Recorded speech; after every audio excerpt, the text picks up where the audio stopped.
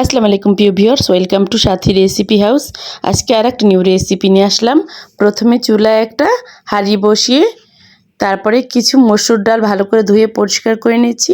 তারপরে পানি দিয়ে দেবো পরিমাণ মতো, দিয়ে মসুর ডালটা সেদ্ধ করে নেব। ভিউয়ার্স, রেসিপিটা ভালো লাগলে সাবস্ক্রাইব প্লিজ, বেশি ভালো লাগলে লাইক কমেন্ট শেয়ার করে পাশে থাকবেন।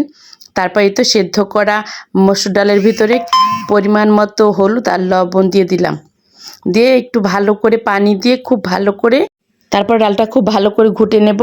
ডালটা খুব ভালো করে ঘুটে নেওয়ার পরে ভিউয়ার্স কিছু পেঁয়াজ কুচি দেব আর একটা বোম্বাই মরিচ দেব, দিয়ে আর কিছু লাউ দিয়ে দেব। লাউটা ধুয়ে পরিষ্কার করে রেখেছিলাম, লাউটা দিয়ে দিলাম। দিয়ে এখন খুব ভালো করে লাউটাও ডালটা ফুটিয়ে নেব খুব ভালো করে অনেক সময়। তারপরে একটু ফোড়ন দিয়ে দেব। চুলায় একটা প্যান বসিয়ে পরিমাণ মতো তেল দিয়ে রসুন কুচি আর পেঁয়াজ কুচি দিয়ে বাদামি কালার করে ভেজে নেব। তারপরে এই তো ডালটা ফোড়ন দিয়ে দেব, মানে বাগার দিয়ে দেব। তারপরে কিছু ধনিয়া পাতা দিয়েছিলাম। আসসালামু আলাইকুম ভিউয়ার্স, আল্লাহ হাফেজ, ভালো থাকবেন।